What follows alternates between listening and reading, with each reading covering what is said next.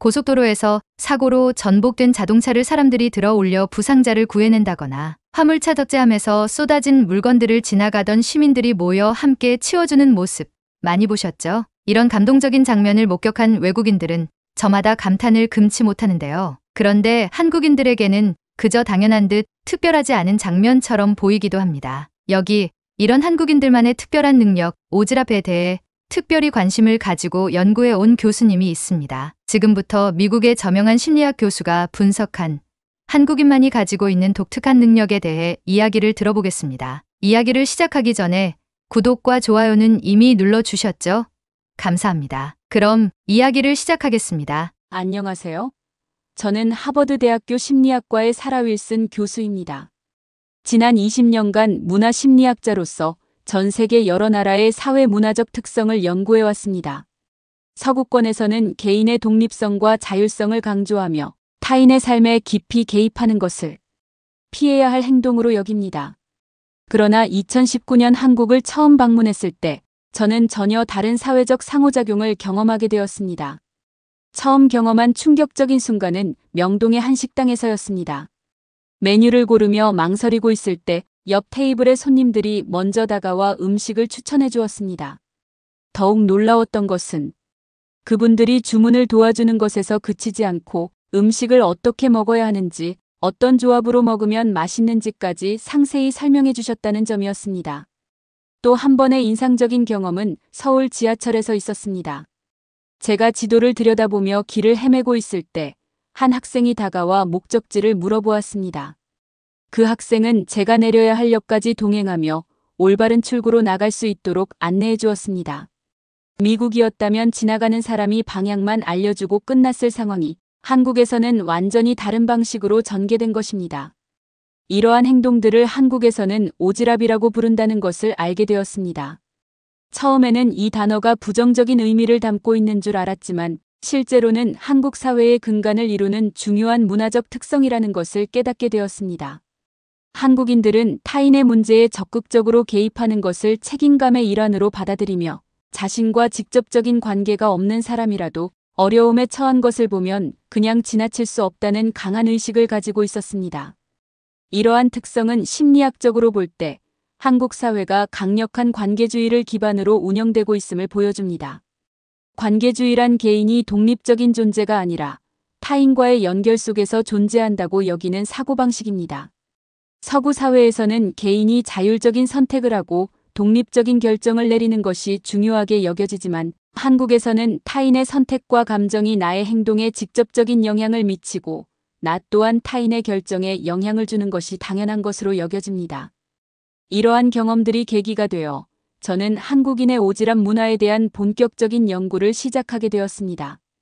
그리고 이 특별한 문화적 현상이 친절이나 간섭의 차원을 넘어선 깊은 사회심리학적 의미를 지니고 있다는 사실을 발견하게 되었습니다.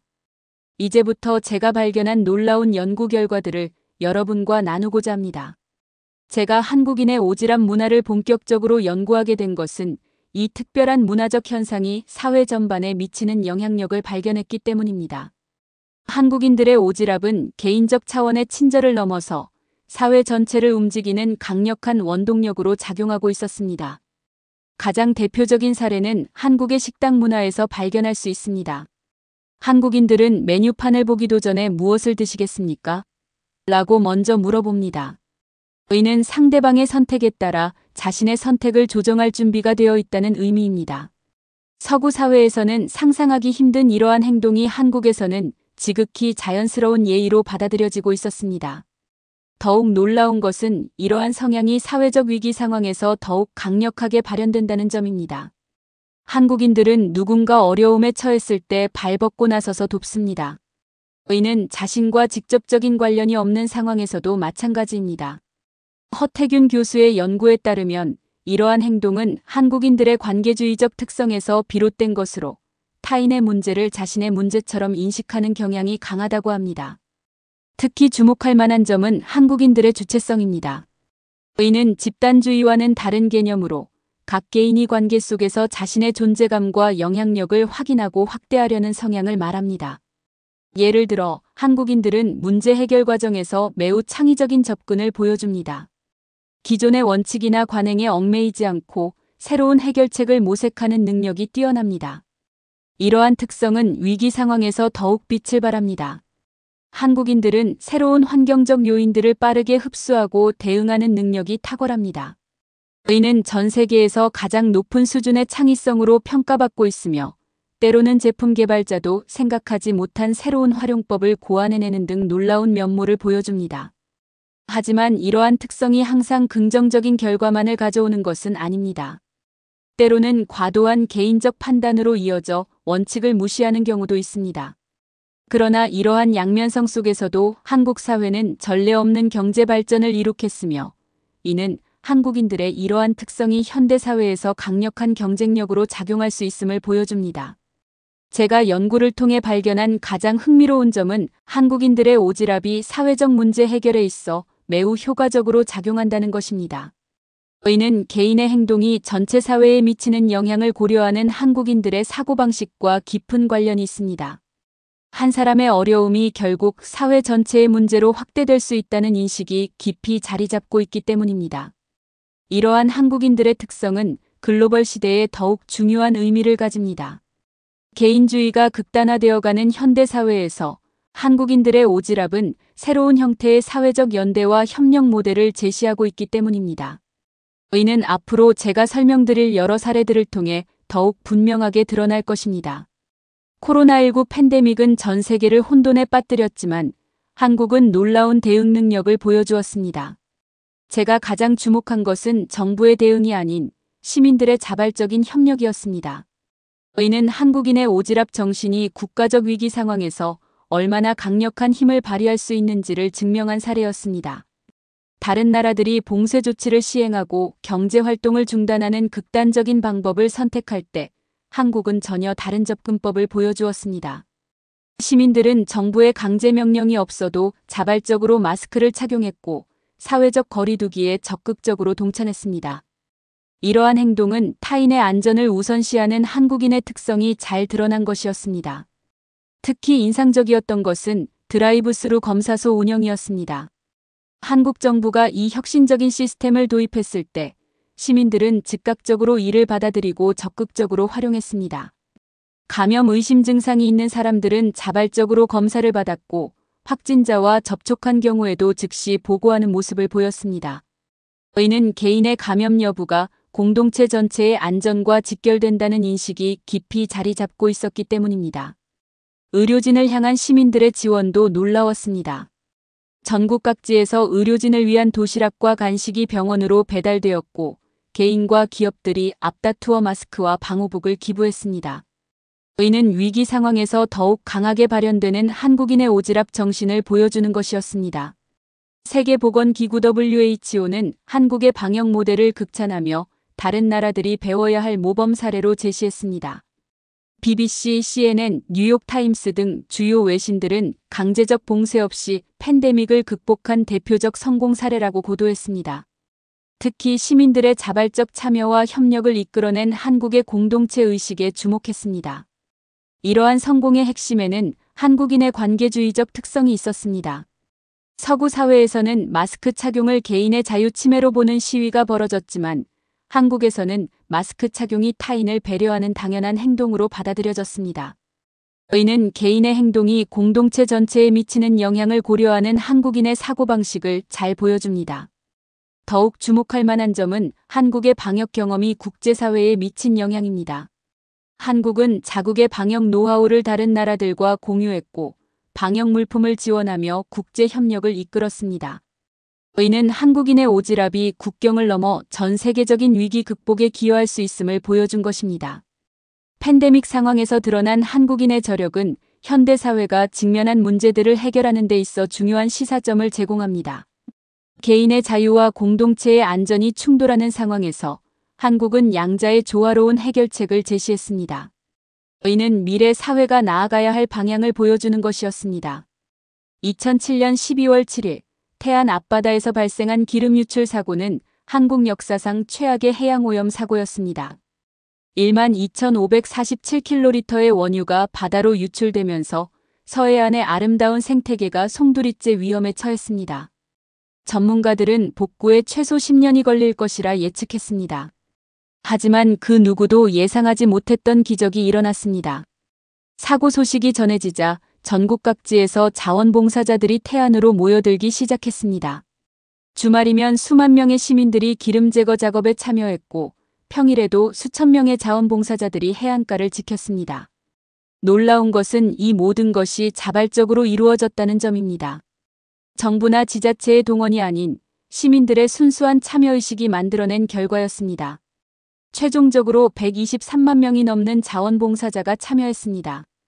이는 당시 세계 재난 구호 역사상 유례없는 규모였습니다. 영국 BBC는 한국인들의 놀라운 결집력이 재난을 극복했다고 보도했으며 미국 CNN은 시민들의 자발적 참여가 만든 기적이라고 극찬했습니다. 특히 인상적이었던 것은 자원봉사자들의 다양성이었습니다. 학생, 회사원, 주부, 노인 등 모든 연령층과 직업군의 사람들이 참여했습니다.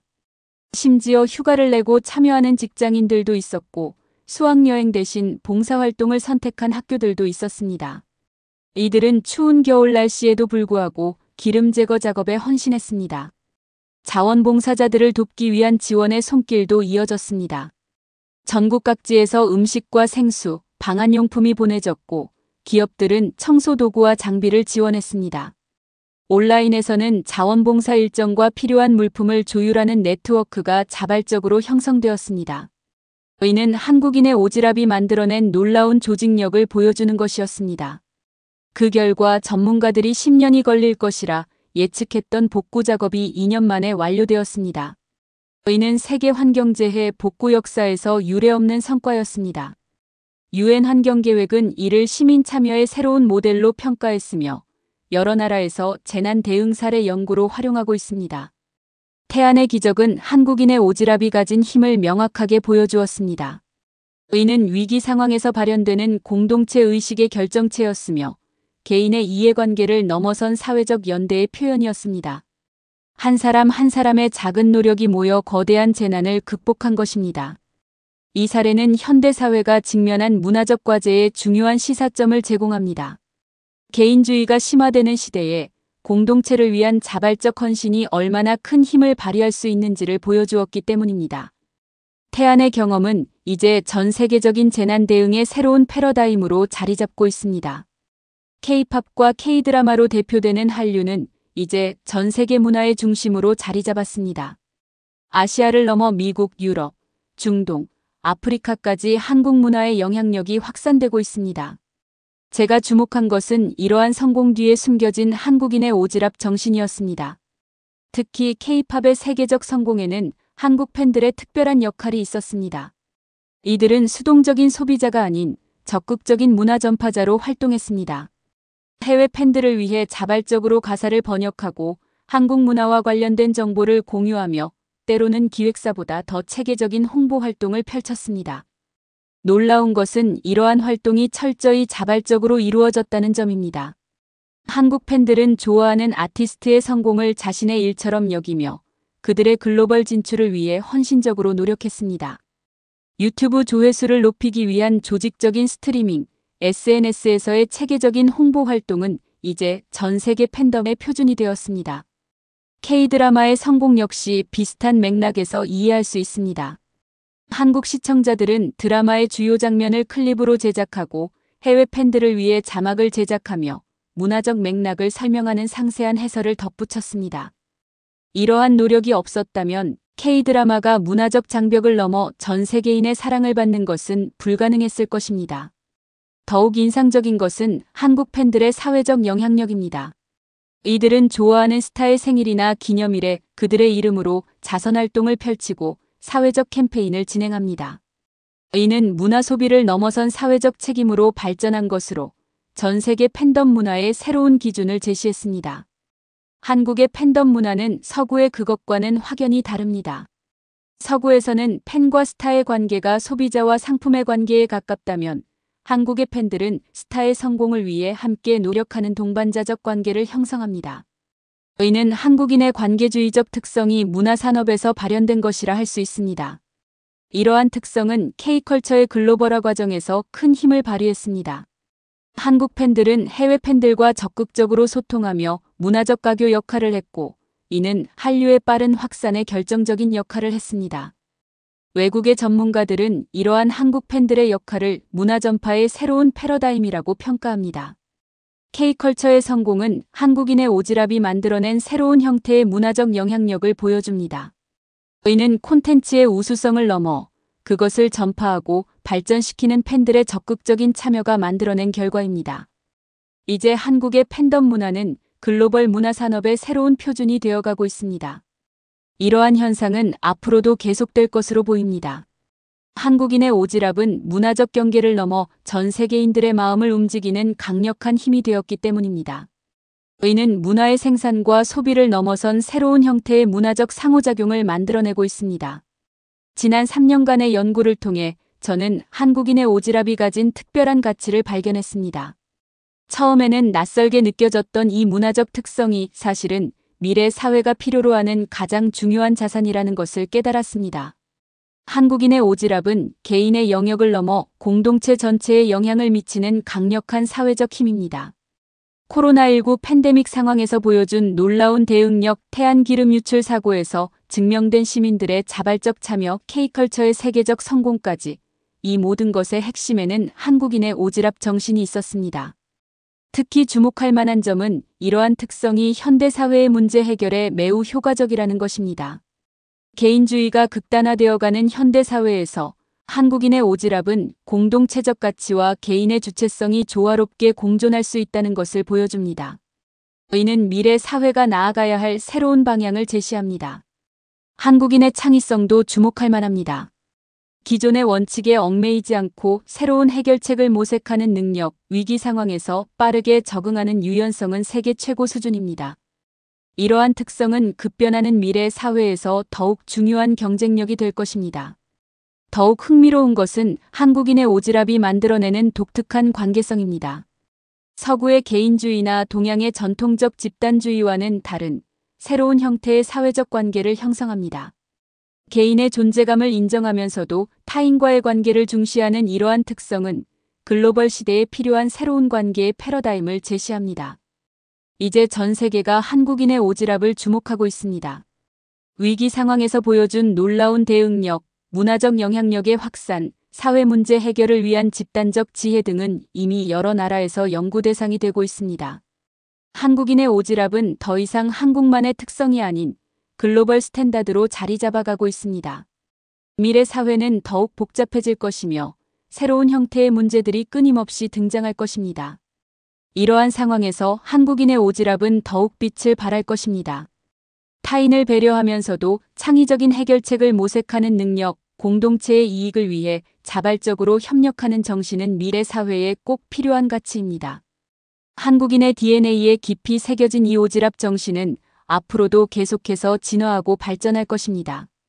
이미 우리는 그 가능성을 여러 사례를 통해 확인했습니다.